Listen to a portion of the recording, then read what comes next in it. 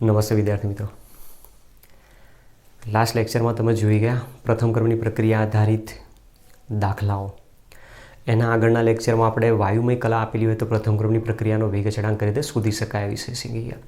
હવે આપણા ચેપ્ટરની અંદર બહુ ઓછી થિયરી બાકી છે. તો થિયરી જે બાકી છે એમાં કઈ છે? એક તો આભાસી પ્રથમ ક્રમની પ્રક્રિયા, વેગ અચળાંક પર તાપમાનની અસર છે, અને આર્હિનેસનો અથડામણનો સિદ્ધાંત અને ઉષ્મા શોષક ઉષ્માક્ષેપક એવી પ્રક્રિયાઓ. મતલબ 4 થિયરી આપણી બાકી છે.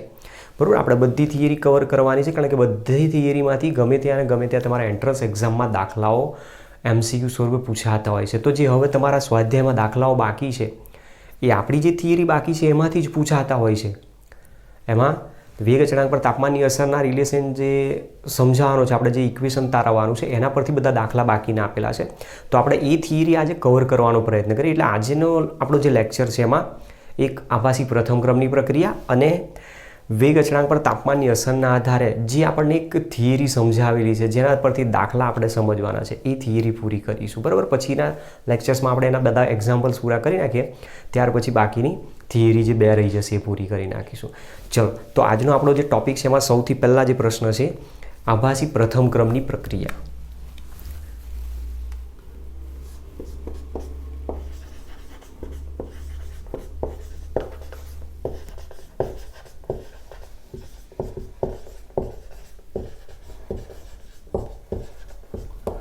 શબ્દ અહીંયા સમજવા જેવો છે, સ્યુડો ફર્સ્ટ ઓર્ડર રિએક્શન, જેને નામ આપેલું છે આભાસી પ્રથમ ક્રમની પ્રક્રિયા. હવે એકચ્યુઅલી અહીંયા શબ્દ આભાસી કેમ વાપરે, એના પાછળ એક રીઝન છે કે આપણી પાસે કોઈ એક પ્રક્રિયા આપેલી છે કે જે પ્રક્રિયા 2 પ્રક્રિયકોના સંદર્ભમાં થતી હોય. 2 અલગ અલગ પ્રક્રિયક આપેલા હોય, A અને B સપોઝ માની લો કે આપે 2 અલગ અલગ પ્રક્રિયકોના સંદર્ભમાં જ્યારે પ્રક્રિયા થતી હોય તો એ પ્રક્રિયાનો પ્રક્રિયા વેગ જો પ્રારંભિક પ્રક્રિયા તરીકે હોય તો હંમેશા દ્વિતીય ક્રમની પ્રક્રિયા દર્શાવશે. તો મતલબ આપેલી પ્રક્રિયા બંને પ્રક્રિયકોની સાંદ્રતા ઉપર આધારિત હોવી જોઈએ.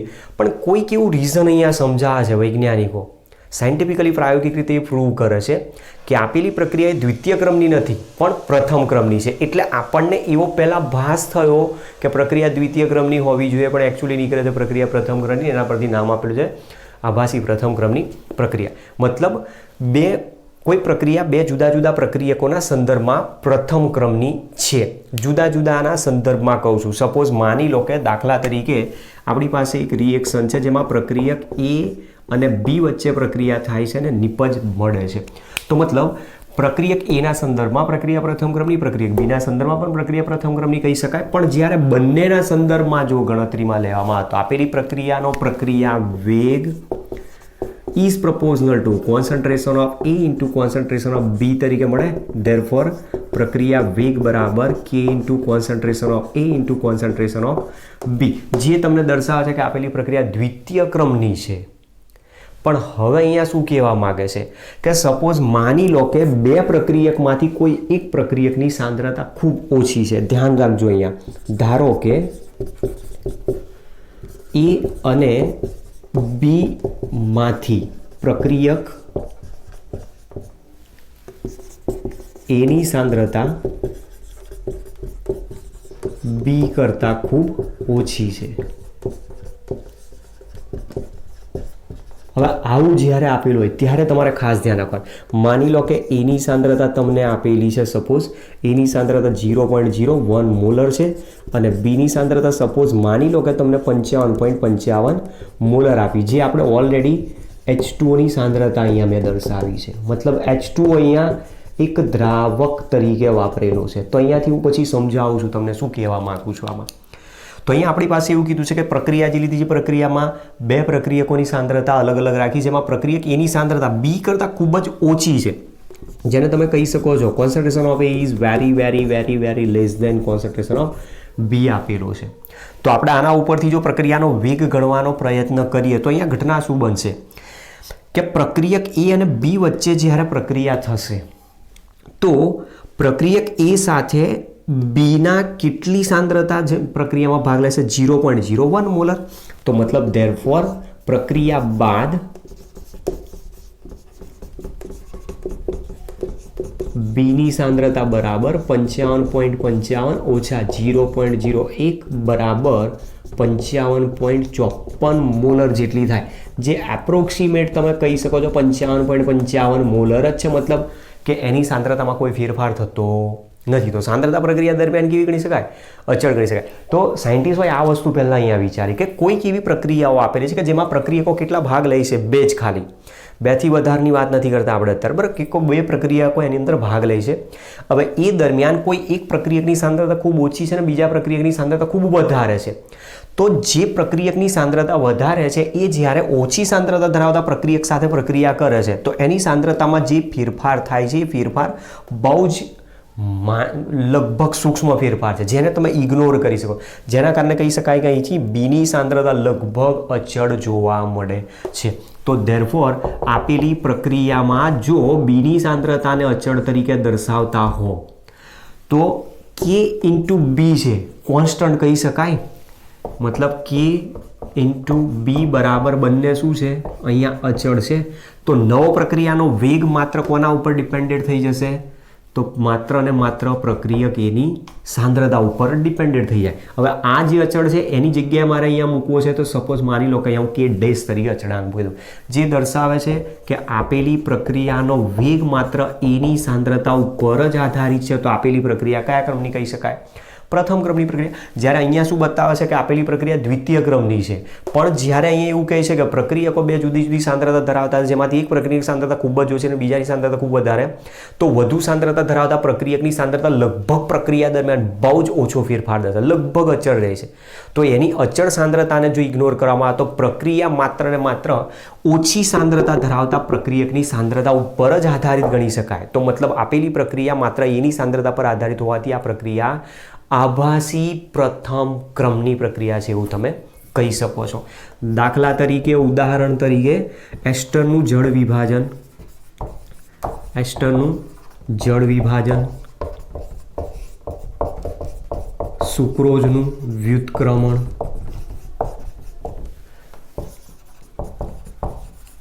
આયનિક પ્રક્રિયાઓ, તટસ્થીકરણની પ્રક્રિયાઓ,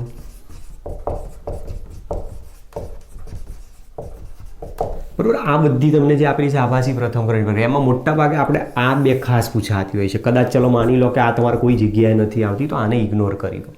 તો આ 2 રિએક્શન્સ તમારે યાદ રાખવાની છે કે અહીંયા જે આભાસી પ્રથમ ક્રમની પ્રક્રિયા છે, આભાસી પ્રથમ ક્રમની પ્રક્રિયા તમને કોઈ પણ જગ્યાએ એક્ઝામ્પલ તમને મળી જશે પરીક્ષામાં પૂછાયેલો, ત્યારે તમારે એ ધ્યાન રાખવાનું કે આભાસી પ્રથમ ક્રમની પ્રક્રિયા તરીકે તમે કોને ગણતરીમાં લઈ શકો? તો એસ્ટરનું જળ વિભાજનની પ્રક્રિયા છે. દાખલા તરીકે ethyl acetate CH3CO O C2H5 ethyl acetate છે. ઇથાઇલ એસિટેટનું જળ વિભાજન કરવામાં આવે. ઇથાઇલ એસિટેટનું જળ વિભાજન જો કરીશું એસિડ ઉદ્દીપકની હાજરીમાં તો એમાંથી જે એસિડ હતો CH3COOH વત્તા જે આલ્કોહોલ હતો C2H5OH આ બંનેમાં છૂટા પડી જશે. તો આ જે પ્રક્રિયા આપી છે એમાં તમે જોઈ શકો છો પાણી અહીંયા દ્રાવક તરીકે છે. અહીંયા જે મેં શબ્દ લખેલો છે ધ્યાનથી જુઓ, H2 અહીંયા શેના તરીકે બતાવ્યો છે? દ્રાવક તરીકે. દ્રાવક તરીકે હોય તેનું પ્રમાણ હંમેશા વધુ હોય અને આનું પ્રમાણ હંમેશા કેવું હોય? ઓછું. તો સાંદ્રતા વધારે કોની? H2Oની. તો મતલબ આપેલી પ્રક્રિયામાં પ્રક્રિયાનો વેગ એ H2Oની અચળ સાંદ્રતા ઉપર આધારિત નથી, માત્ર એસ્ટરની સાંદ્રતા ઉપર જ આધારિત છે એવું કહી શકાય. એટલા માટે આપેલી પ્રક્રિયા એ એસ્ટરનું જળ વિભાજન આભાસી પ્રથમ ક્રમની પ્રક્રિયા છે. ચલો, સુક્રોઝનું જળ વિભાજન C12H22O11 એનું જલીય દ્રાવણ લીધું છે, એનું જળ વિભાજન કરવામાં આવે તો જળ વિભાજન થાય તો એમાંથી C6H12O6 ગ્લુકોઝનું વત્તા C6H12O6 ફ્રુક્ટોઝ આમાંથી છૂટા પડી જાય. તો આની અંદર પણ H2O લીધેલો છે. તમે જુઓ કે જ્યાં તમે દ્રાવક તરીકે H2Oનો યુઝ કરશો ત્યાં એની સાંદ્રતા લગભગ કોન્સ્ટન્ટ થઈ જાય. તો આપેલી પ્રક્રિયા માત્ર પછી બીજા પ્રક્રિયકની સાંદ્રતા ઉપર જ આધારિત થઈ જશે. તો પ્રક્રિયાનો વેગ માત્ર ને માત્ર સુક્રોઝના સાંદ્રતા ઉપર જ આધારિત છે અને એટલા માટે આપેલી પ્રક્રિયા સુક્રોઝનું વ્યુત્ક્રમણ અથવા સુક્રોઝનું જળ વિભાજન આભાસી પ્રથમ ક્રમની પ્રક્રિયા છે. તો તમારી પાસે આ 2 માર્ક્સનો શોર્ટ ક્વેશ્ચન છે અથવા તો MCQ અહીંયાથી પૂછાતો હોય તો ક્વેશ્ચન તમારો આ રીતનો છે. એમાં તમારે કશું ધ્યાન નથી રાખવાનું, ખાલી 2 જ વસ્તુ સમજવાની. નંબર 1 કે પ્રક્રિયા આપેલી છે 2 જુદા જુદા પ્રક્રિયકો વચ્ચે, બે જ પ્રક્રિયક લેવાના, બરાબર. 2 થી વધારે હોય તો એના માટે ઓસ્વાલ્ડ વિલગન પદ્ધતિ નામ આપેલું છે. સેમ એઝ ઇટ ઇઝ આ જ રીતનું આવે. 2 થી વધારે પ્રક્રિયક આપેલા હોય તો કોઈ એક પ્રક્રિયક એવું હશે કે જેની સાંદ્રતા સૌથી ઓછી હશે, બાકીની એના કરતાં વધારે, તો બાકી જે વધારે છે એને કોન્સ્ટન્ટ કરી નાખો. જે ઓછી છે એના ઉપર પ્રક્રિયાનો વેગ ડિપેન્ડેડ કહી શકાય. તો મતલબ એ પ્રક્રિયા પણ આભાસી પ્રથમ ક્રમ મુજબ જ દર્શાવે છે, પણ એને ઓસ્વાલ્ડ નામના સાયન્ટિસ્ટે આઇસોલેશન મેથડ માટે યુઝ કરી છે, એટલા માટે એને ઓસ્વાલ્ડ આઇસોલેશન મેથડ તરીકે નામ અપાય. જ્યારે માત્ર 2 જ પ્રક્રિયક તમને આપેલા હોય, જેમાં એક પ્રક્રિયાની સાંદ્રતા વધારે, એક પ્રક્રિયાની સાંદ્રતા ઓછી, તો જેની સાંદ્રતા વધારે એને કોન્સ્ટન્ટ કરી દો, જેની સાંદ્રતા ઓછી એ પ્રક્રિયાનો વેગ દર્શાવતો હોય છે. એટલા માટે આપેલી પ્રક્રિયા એ 2 પ્રક્રિયકોની સાંદ્રતા ઉપર આધારિત દ્વિતીય ક્રમની પ્રક્રિયા ન હોવાથી પ્રથમ ક્રમની પ્રક્રિયા કહે, એટલા માટે એને સ્યુડો ફર્સ્ટ ઓર્ડર રિએક્શન તરીકે, આભાસી પ્રથમ ક્રમની પ્રક્રિયા તરીકે ઓળખવામાં આવે. તો આ આપણી પહેલી થિયરી છે. ચલો હવે નેક્સ્ટ થિયરી ઉપર જઈએ. બીજી થિયરી હવે આપણે અહીંયા સમજવાની છે વેગ ચળાંક પર તાપમાનની અસર. હવે તાપમાનની અસરની ટોપિક થોડોક બાયોલોજિકલી છે, જેના ઉપરથી ગુજકેટની એક્ઝામમાં ક્વેશ્ચન પૂછાય છે, આપણી એન્ટ્રન્સમાં પણ ક્યારેક જેડબલી નીટમાં પણ ક્યારેક આવેલા છે ક્વેશ્ચન, એ પણ એમાંથી સમજવાના છે. પણ આપણી બુકમાં જે ક્વેશ્ચન્સ આપેલા છે એને સમજવા માટે એ જ ટોપિકના રિલેટેડ બીજો એક ક્વેશ્ચન એમાં છે, એને આપણે આજે પહેલાં પૂરો કરીએ, જેના આધારે આપણે દાખલા પણ ફટાફટ પૂરા કરી શકીએ એમ છે. તો આપણી જે આજની થિયરી છે એને સમજવાની. હવે એ થિયરી છે એમાંથી પણ ઘણા બધા ક્વેશ્ચન્સ છે, એટલે ધ્યાન રાખજો કઈ રીતે એ થિયરી અહીંયા આપણે ડિરાઈવ કરીએ છીએ. બરાબર છે, એનસીઆરટીમાં આપેલી છે.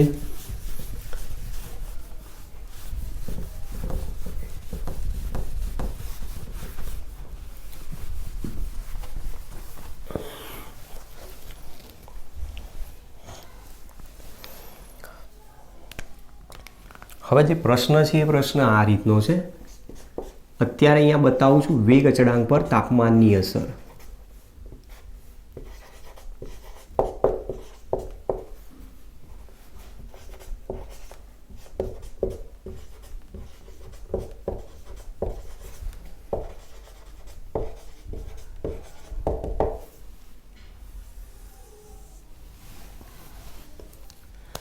તો જુઓ, વેગ અચળાંક પર તાપમાનની અસર કીધી છે. હવે આપણે ચેપ્ટર શરૂઆત કરી ત્યારે વેગ અચળાંક પર અથવા પ્રક્રિયા વેગ ઉપર અસર કરતા પરિબળો વિશે આપણે ભણી ગયા.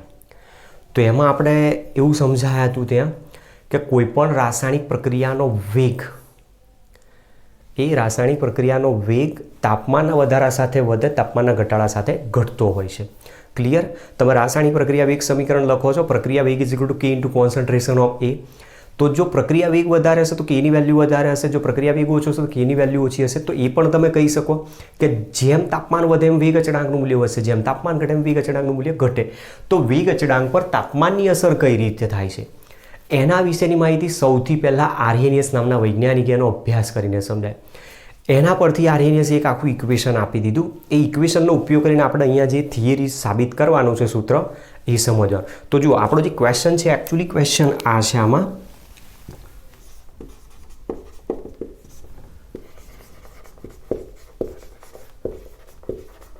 આર્હેનિયસનું સમીકરણ લખી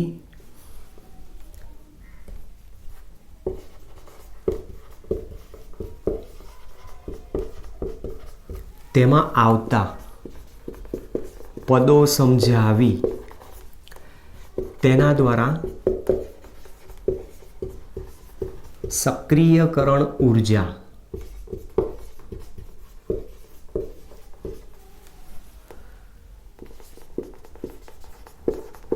શોધવાનું સૂત્ર તારવો. બરોબર, જે સૂત્ર આપણે તારવવાનું છે એ સૂત્ર આ છે, log K2/K1 is equal two EA/2.303R T2 minus T1/T1 T2. આ ઇક્વેશન આપણે અહીંયા તારવાનું. તો ડાયરેક્ટ ક્વેશ્ચન અહીંયાથી આપણે પૂછી શકે, આર્હેનિયસનું સમીકરણ લખી log K2/K1 is equal two EA/2.303R T2 minus T1/T1 T2 સમીકરણ તારો. આ ઇક્વેશનના આધારે જ તમારી ટેક્સ્ટબુકની અંદર જે બાકીના દાખલાઓ છે, કોષ્ટક સિવાયના, કોષ્ટકવાળા જે આપેલા છે બધા અમુક મોટા ભાગના આભાસી પ્રથમ ક્રમની પ્રક્રિયાના છે, બરાબર. કોષ્ટક સિવાયના જે બધા બાકીના દાખલા છે તમારી પાસે એનસીઈઆરટીમાં આપેલા છેલ્લા પૂછાયેલા 5-6 દાખલાઓ જે છે બધા સૂત્ર ઉપરથી છે. એટલે આપણે આ સૂત્ર અહીંયા મેઇન ઇમ્પોર્ટન્ટ છે. તો સૌથી પહેલાં આપણો ક્વેશ્ચન છે આર્હેનિયસનું જે સમીકરણ છે કે આર્હેનિયસે શું કર્યું તો જુદા જુદા તાપમાને રાસાયણિક પ્રક્રિયાના વેગનો અભ્યાસ કર્યો અને રાસાયણિક પ્રક્રિયાના વેગનો અભ્યાસ કરીને એમને વેગ અચળાંક માટેનું એક આખું સમીકરણ આપ્યું હતું, જે સમીકરણ આ રીતે છે K is equal to A into E raise to minus EA upon RT. આ જે ઇક્વેશન આપ્યું છે જેને આર્હેનિયસ સમીકરણ કહે છે, જેને આર્હેનિયસ સમીકરણ કહે છે. હવે આર્હેનિયસનું જે સમીકરણ એમાં પદો બધા શું સમજાવે છે તો આપણે એ દર્શાવવાનું છે. જુઓ, જ્યાં K બરાબર વેગ અચળાંક, એટલે ધ્યાન રાખજો જ્યારે દાખલો આપેલો હશે ત્યારે કોઈક વખતે વેગ અચળાંક લખેલો હશે, કોઈક વખતે પ્રક્રિયા વેગ પણ લખેલો હોય છે. તો મેં પહેલાં જ કીધું પ્રક્રિયા વેગ બરાબર K ઇન્ટુ કોન્સન્ટ્રેશન ઓફ પ્રક્રિયકની સાંદ્રતા લખીએ છીએ. તો પ્રક્રિયા વેગ વધશે, K વધશે, પ્રક્રિયા વેગ ઘટશે, K ઘટશે. તો મતલબ જે પણ છે ઓવરઓલ તમે પ્રક્રિયા વેગ લખે અથવા વેગ અચળાંક બંને એક સરખી તમારે દાખલા માટે ધ્યાન રાખવાનું. એ બરાબર આર્હેનિયસ અચળાંક, આર્હેનિયસ અચળાંક અથવા તો બીજું નામ છે એનું આવૃત્તિ અવયવ. તમને એના ઉપરથી ખબર પડી જાય છે કે આવૃત્તિ અવયવ છે તો મતલબ એનો જે એકમ આવશે સેકન્ડ ઇન્વર્સ એનો એકમ આવશે. ત્યાર પછી EA, EA એટલે એક્ટિવેશન એનર્જી જેને કહેવામાં આવે, સક્રિયકરણ ઉર્જા, સક્રિયકરણ ઉર્જા. જે સક્રિયકરણ ઉર્જાનો એકમ જૂલ પર કેલ્વિન ઇન્ટુ મોલમાં પણ હોઈ શકે છે, કિલો જૂલમાં પણ હોઈ શકે છે, કેલરીમાં પણ હોઈ શકે છે, કિલો કેલરીમાં પણ હોઈ શકે છે. એ મુજબ આપણે આરની વેલ્યુ લેવાની હોય છે. આર બરાબર સાર્વત્રિક વાયુ અચળાંક, જે વાયુ અચળાંકની વેલ્યુ કોઈ પણ વાયુ માટે હંમેશા કોન્સ્ટન્ટ જ હોય, અને ટી બરાબર પ્રક્રિયા દરમિયાન લેવામાં આવેલું નિરપેક્ષ તાપમાન આપેલું છે, જે મોટાભાગે આપણે શેમાં યુઝ કરવાનું, કેલ્વિનમાં યુઝ કરવાનું. તો આ પહેલો પોઈન્ટ તમને બતાવે. આર્હેનિયસનું સમીકરણ લખી તેમાં આવતા પદો સમજાવો, તો આટલી વસ્તુ સમજાવી. હવે આ ઇક્વેશનની અંદર એક ભાગ આપણને અહીંયા આપેલો છે E raise to minus E upon RT, જેને બોલ્ટ્ઝમેન ફેક્ટર તરીકે ઓળખવામાં આવે છે. બોલ્ટ્ઝમેન ફેક્ટર, બરાબર. જે લોકો JEE નીટની એક્ઝામ આપવાના છો એ બધા આ ધ્યાન રાખજો કે ઇક્વેશનમાં ક્યાં શું સમજાવેલું છે. તો બોલ્ટ્ઝમેન ફેક્ટર તરીકે આને ઓળખવામાં આવતો હોય છે. ત્યાર પછી આમાં EA, E raise to minus EA upon RT જે દર્શાવેલો છે એ એકચ્યુઅલી એક પ્રકારે અથડામણ અનુભવતા અણુઓનો અંશ બતાવેલો છે. મતલબ F is equal to E raise to minus EA upon RT is equal to અથડામણ અનુભવતા અણુઓનો અંશ દર્શાવેલો છે. તો તમે આ વસ્તુ જોઈ શકો છો. આપણે એ વસ્તુ ભણી ગયા કે તાપમાન વધારવામાં આવે તો પ્રક્રિયકોની ગતિ ઉર્જામાં વધારો થાય, ગતિ ઉર્જામાં વધારો થાય એટલે એકબીજા સાથેની અથડામણો વધતી જાય, અને અથડામણો વધતી જાય તો અથડામણ ભવતા અણુઓનો અંશ વધશે તો પ્રક્રિયામાં નિપજ બનવાનું પ્રમાણ પણ વધી જતું. હવે આના પરથી તમને પૂછે છે કે ક્યારેક ક્યારેક ડાયરેક્ટ સીધો પ્રશ્ન પૂછી નાખે, તમને ટેમ્પરેચર આપી દીધું હશે અને સક્રિયકરણ ઉર્જા આપી દેશે અને એમાં પૂછશે કે અથડામણ અનુભવતા અણુઓનો અંશ કેટલો, તો તમે સૂત્રનો ઉપયોગ કરીને શોધી શકાય. પણ અહીંયા ધ્યાન રાખવાનું, અહીંયા બેઝ E આપેલો છે તો પહેલાં આપણે બેઝ E ને દૂર કરી નાખીએ. તો બંને બાજુ શું કરો, નેચરલ લોગ લઈ લો. તો ln F is equal to ln E raise to minus EA upon RT is equal to ln. હવે આ અહીંયા તમારી પાસે જુઓ ઘાતાંક છે, ઘાતાંકને આગળ લાવી દો તો minus EA upon RT ln E. Base કેટલો હોય નેચરલ લોગનો E? જેમ લોગનો આધાર 10 હોય એમ નેચરલ લોગનો આધાર E હોય. તો log 10 ટુ ધી બેઝ 10 એટલે 1, natural log ln E to the base E એટલે એની વેલ્યુ પણ 1 થઈ જાય. તો E is equal to minus EA upon RT value બતાવે છે આપણને. હવે અહીંયા નેચરલ લોગ દૂર કરો તો therefore 2.303 log F is equal to minus EA upon RT सूत्र लखी सकूँ तो therefore log F is equal to minus E upon 2.303 RT सूत्र वापरी शकाय। हवे आना उपरथी ग्राफ कदाच जो पूछे तो તમે ગ્રાફ આ રીતે બનાવી શકો છો। અહીંયા સપોઝ માનો કે આને y is equal two mx plus c સાથે સરખાવો તો c ની વેલ્યુ અહીંયા કેટલી છે 1। c ની વેલ્યુ તમે +1 અથવા 0 દર્શાવી શકો। તો આપણી પાસે જે બતાવ્યું એ શું છે અહીંયા ઢાળ છે।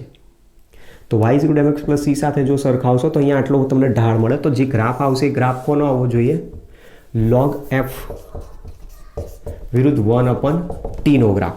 તો ઢાળ અહીંયા તમારી પાસે માઇનસ છે, ટેમ્પરેચર જો 0 હશે તો અથડામણ બતાવવાનો અંશ 0 થશે, પણ ઢાળ અહીંયા માઇનસમાં છે। ઢાળ માઇનસમાં હોય તો આલેખ હંમેશા કેવો આવે ઘટતો। તો જે આલેખ આવશે તમારો આ રીતનો ઘટતો આવે।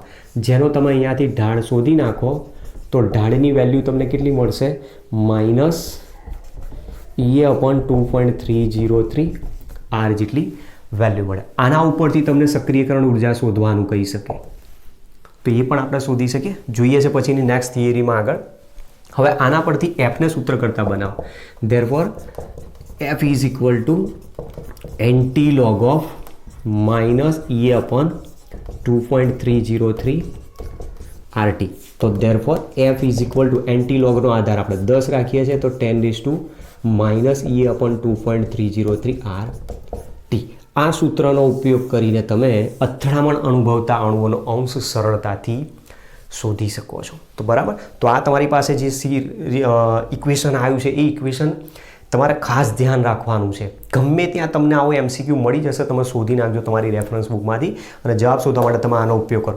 એક્ટિવેશન એનર્જી તમને આપેલી હશે, તાપમાન તમને આપી દીધું હશે, વાયુ અચળાંક R ની વેલ્યુ તમારે ચોઈસ કરવાની છે કે વાયુ અચળાંક R ની વેલ્યુ કેટલી હોઈ શકે છે। તો આપણી પાસે જે R છે Rનું મૂલ્ય તમે 8.314 કિલો જૂલ પર કેલ્વિન ઇન્ટુ મોલ લઈ શકો અથવા તો 0.08314 કિલો આ જૂલ પર kelvin into mall kilo joule પર કેલ્વિન ઇન્ટુ મોલ લઈ શકો અથવા તો 1.987 કેલરી પર કેલ્વિન ઇન્ટુ મોલ લઈ શકો અથવા તો 1.987 ઇન્ટુ 10⁻³ કિલો કેલરી પર કેલ્વિન ઇન્ટુ મોલ। તમે આમાંથી કોઈ પણ આરની વેલ્યુ વાપરી શકો છો, છૂટ છે। જે મુજબ તમે અહીંયા આરની વેલ્યુ મૂકશો એ પ્રમાણે એક્ટિવેશન એનર્જીની વેલ્યુ તમને મળશે। મોટાભાગે બધા જ્યાં સુધી શક્ય હોય પ્રાયોરિટીમાં કિલો જૂલનો યુઝ કરતા હોય છે, ઘણા દાખલામાં કેલરી પર કેલ્વિન ઇન્ટુ મોલનો યુઝ કરતા હોય। તો એ પ્રમાણે તમે જ્યારે પેપર સેટર ચેક કરતા હોય ત્યારે આ 4 વેલ્યુનો ઉપયોગ કરીને એનો જવાબ શું આવે ઓલરેડી પહેલેથી જ આન્સર કી એની જે બનાવેલી હોય એમાં લખીને જ બેઠા હોય, જેથી કોઈ છોકરાએ વેલ્યુ આની ગમે તે ચેન્જ કરીને મૂકી હોય ફળ દઈને એમને જવાબ ખબર પડી જાય કે કેટલો જવાબ આનો આવવો જોઈએ। બરાબર, તો આ વસ્તુ પહેલી આપણને સમજાયેલી છે। આરીને શું સમીકરણ લખી તેમાં આવતા પદો સમજાવે, ક્વેશ્ચન અહીંયા સુધી આવે અને આપણો જે અથડામણ અનુભવતા અણુનો અંશ છે એ આપણે અહીંયા લીધો છે અને એક આ MCQ યાદ રાખજો, બોલ્ટ્ઝમેન ફેક્ટર તરીકે વેલ્યુ કોની ગણતરીમાં લેવામાં આવતી હોય છે। બરાબર, લખી લો પહેલાં। ચલો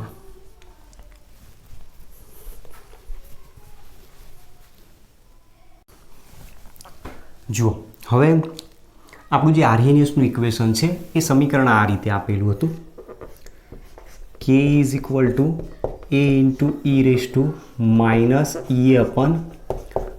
આ ઇક્વેશન છે આપણી પાસે આપેલું। હવે આ ઇક્વેશનને આપણે સોલ્વ કરવાનું છે અને એના આધારે આપણું ઇક્વેશન લાવવાનું। તો પહેલાં શું કરો, નેચરલ અહીંયા જે E આપેલો છે એને દૂર કરવા માટે બંને બાજુ નેચરલ લોગ લઈ લો। તો ધેરફોર બંને બાજુ ln લેતા लॉगनी जगह આપણે નેચરલ log લઈએ તો therefore ln k is equal to ln a into e⁻⁻RT। તો આપણી પાસે જે સૂત્ર તમે જાણો છો એ મુજબ log a ઇન્ટુ બી હોય તો log a પ્લસ બી લઈએ છે, log a ઇન્ટુ બી હોય તો log a પ્લસ બી લઈએ છે। તો અહીંયા natural log a into B ગણીએ તો natural log a plus natural log B તરીકે લઈ શકાય। તો therefore ln k is equal to ln a plus ln e⁻⁻ RT ઘાતાંક છે એને અહીંયા આગળ લાવી દો તો E is equal to ln a minus E upon RT ln e to the base e આવે તો આની વેલ્યુ કેટલી થઈ જશે 1 તો E is equal to ln a minus E upon RT અને એના બરાબર છે ln k તો આપણી પાસે એક આ ઇક્વેશન આવ્યું આને ઇક્વેશન નંબર 1 આપણે આપ્યું હતું આને હું આપી દઉં છું ઇક્વેશન નંબર 2 આને y is equal two mx plus c સાથે જો સરખાવીએ જેને y is equal two mx plus c સાથે સરખાવતા તો આપણી પાસે આ y છે mx એટલે ઢાળ તમારી પાસે અહીંયા છે જુઓ માઇનસ e અપન r x બરાબર 1 અપન t અને ln a બરાબર છે c તો અહીંયા જે ગ્રાફ આવશે ln k વિરુદ્ધ 1 અપન t નો આલેખ આવશે તો હવે એ જે ગ્રાફ આવે આપણી પાસે આ રીતનો આવશે ln k વિરુદ્ધ 1 અપન t તો હવે તમે જોઈ શકો છો જો ઢાળ અહીંયા ફરી માઇનસ આવ્યો ઢાળ માઇનસ તો આલેખ હંમેશા કયો આવશે ઘટતો આલેખ તો આ રીતનો ઘટતો આલેખ આવશે જેનો ઇન્ટરસેપ્ટ તમે શોધશો આટલી વેલ્યુ જે આ ઇન્ટરસેપ્ટ બતાવી છે એ વેલ્યુ એટલે ln a દર્શાવે છે અને આનો તમે ઢાળ શોધી નાખશો તો ઢાળનું મૂલ્ય તમને શું બતાવશે માઇનસ ea અપન r બતાવશે હવે આ જે આપણું સૂત્ર છે એમાં નેચરલ લોગ મારે દૂર કરવો છે ચલો તો ઇક્વેશન 2 પરથી નેચરલ લોગ દૂર કરવો છે તો ધેરફોર 2.303 વડે ગુણી નાખો 2.303 log k બરાબર 2.303 log a minus ea upon 2.3 minus ea upon RT તો અહીંયાથી કોમન જે છે એને કોમન કાઢી લો તો ધેરફોર 2.303 અથવા તો શું કરો સમીકરણને 2.303 વડે ભાગતા તમે આ પણ કરી શકો છો કોમન લઈને ફરી પેલી બાજુ લઈને એના કરતાં બેટર છે આખા સમીકરણને 2.303 વડે ભાગો તો therefore log k is equal two અહીંયા છેદમાં આવી છે 2.303 કેન્સલ છે 2.303 કેન્સલ થઈ છે log k is equal two log a minus e અપન 2.303 RT તો therefore ઇક્વેશન આવ્યું log k is equal to minus ea અપન 2.303 RT plus log a જે ઇક્વેશન છે એને હું આપી દઉં છું સમીકરણ નંબર 3 આના પરથી પણ ગ્રાફ આવે છે આપણી બુકમાં આ પરથી પણ ગ્રાફ મળ્યો છે આના પરથી પણ ગ્રાફ મળે જેને y is equal two mx plus c સાથે સરખાવતા જ્યાં તમને નેચરલ log k લીધો છે ત્યાં log k આવશે તો log k વિરુદ્ધ 1 અપન t નો આલેખ મળશે હવે log k વિરુદ્ધ 1 અપન t નો જો ગ્રાફ હોય તો એ ગ્રાફ પણ આની જેમ જ આવશે y અક્ષ ઉપર log k x અક્ષ ઉપર 1 અપન t તો તમે જોઈ શકો છો જો ઢાળ આનો પણ કેવો છે માઇનસ જો ઢાળ માઇનસ હોય તો આલેખ હંમેશા કેવો આવશે ઘટતો આલેખ એનો જે ઇન્ટરસેપ્ટ મળે છે એ log a ની વેલ્યુ જે અહીંયા શું હતી ln a તરીકે હતી અને આનો તમે ઢાળ શોધી નાખશો તો ઢાળનું મૂલ્ય આવશે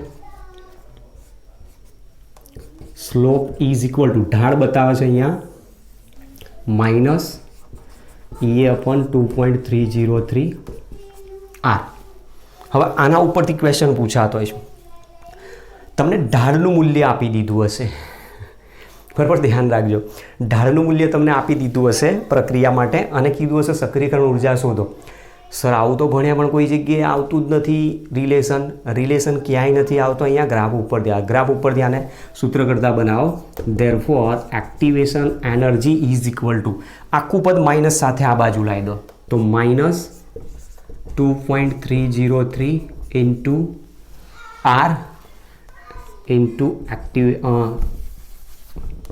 ગુણ્યા ઢાળની વેલ્યુ અહીંયા દર્શાવવી પડશે તો આપણી પાસે આ જે તમને બતાવેલું છે એના ઉપરથી તમે શોધી શકો છો બરાબર કે ઢાળની વેલ્યુ તમને જે આપેલી છે ને માઇનસમાં હશે માઇનસ પ્લસ થઈ જશે ઓટોમેટિક એક્ટિવેશન એનર્જી ત્યાં પોઝિટિવ જ આવે બાકી એનર્જી કોઈ દિવસ માઇનસમાં આપણે બતાવતા નથી એક્ટિવેશન એનર્જીને તો આ રીતનો આપણી પાસે એક ક્વેશ્ચન અહીંયા સમજાયો છે તો હવે આપણે શું કરવાનું છે જે ઇક્વેશન તારો એમાં કોઈ એક ટેમ્પરેચર લેવાનું છે. સપોઝ માની લો કે T1 તાપમાન, તો T1 તાપમાને એનો વેગ અચળાંક K1 ધારીએ, T2 તાપમાને વેગ અચળાંક K2 ધારો, અને પછી એ બંનેના ઇક્વેશનનો ગુણોત્તર લઈને આપણું જે મેઇન ઇક્વેશન છે એની તારવણી કરીએ છીએ. કઈ રીતે આવે છે જોઈએ. ચલો હવે આપણે આ ઇક્વેશનનો ઉપયોગ કરવાનો છે, ઇક્વેશન નંબર 3નો. ધારો કે T1 તાપમાને વેગ અચળાંક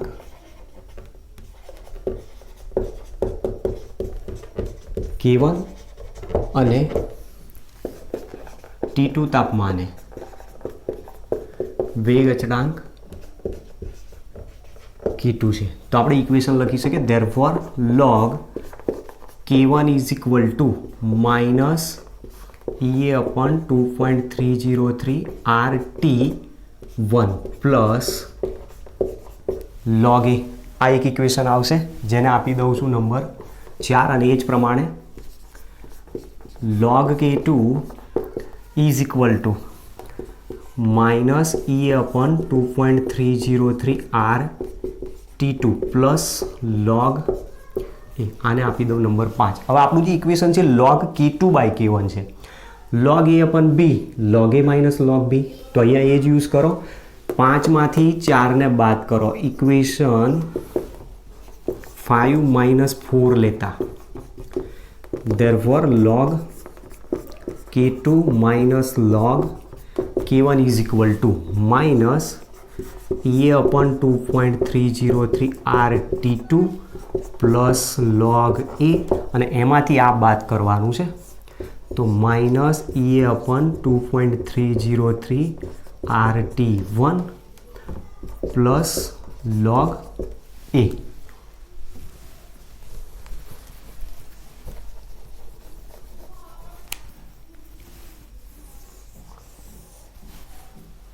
ચલો હવે અહીંયાથી આનો રિલેશન લઈએ. log A minus log B એટલે log A upon B, તો log K2 by K1 is equal to આ પદ માઇનસ છે, minus EA upon 2.303 RT2 plus log A, minus minus plus, તો પ્લસ EA upon 2.303 RT1, અને આ minus આવશે તો માઇનસ log A કેન્સલ કરી દો, પ્લસવાળા પદને આગળ લાવી દો, is equal two EA upon 2.303 RT1 minus EA upon 2.303 RT2.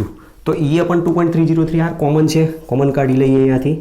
therefore EA upon 2.303 R કૌંસમાં બાકી રહ્યો 1 upon T1 minus 1 upon T2. T1 T2 લસા લઈ લો, is equal to EA upon 2.303 R T2 minus T1 upon T1 T2. તો આપણી પાસે બે equation અહીંયા મળ્યા. log K2 upon K1 બરાબર EA upon 2.303 R 1 upon T1 minus 1 upon T2, અને બીજું ઇક્વેશન છે log K2 by K1 is equal to EA upon 2.303 R into T2 minus T1 upon T1 T2. બે equation છે, બે equation તમારે બહુ સાચવીને વાપરવાના છે, બરાબર. ધ્યાન રાખજો, જ્યાં તમારે એક્ટિવેશન એનર્જી શોધવાનું કે વેગ અચળાંક શોધવાનું કે આ જ સૂત્રનો ઉપયોગ કરો. પણ ધારી લો કે તમને કોઈ એક ટેમ્પરેચર આપેલું છે અને બીજું ટેમ્પરેચર શોધવાનું કે, તો આનો યુઝ કરો, જેથી સીધો કોઈ એકનો તમે ગુણોત્તર લઈ લો છો એનો સીધો જ જવાબ મળી જાય. જ્યારે અહીંયા તમારે બધો જવાબમાં થોડો 2-3 સ્ટેપ વધારે કરવા પડશે.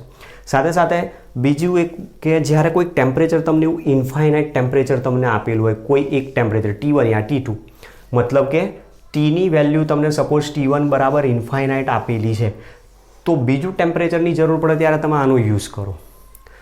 ટેમ્પરેચર શોધવું છે તો આ ઇક્વેશન વાપરો, ટેમ્પરેચર સિવાયના પેરામીટર શોધવા છે તો પછી તમે આનો ઉપયોગ કરી શકો. તો આ જે ઇક્વેશન આપેલું છે એ ઇક્વેશન ઉપરથી જ આપણને NCERTમાં જે બધા દાખલાઓ JEE નીટમાં પૂછાયેલા છે એ જ બધા સ્વાધ્યાયમાં આપેલા છે, ઉદાહરણમાં આપેલા છે, બરાબર. તો આપણે એ બધા દાખલાઓ સોલ્વ કરવા માટે આ ઇક્વેશન્સનો યુઝ કરવાનો છે. તો આ રીતનું આપણું જે સમીકરણ જે ડિરાઈવ કરવાનું હતું એ આવ્યું છે, બરાબર. લખી લો.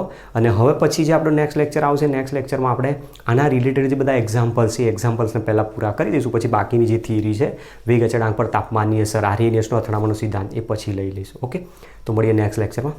Thanks to all.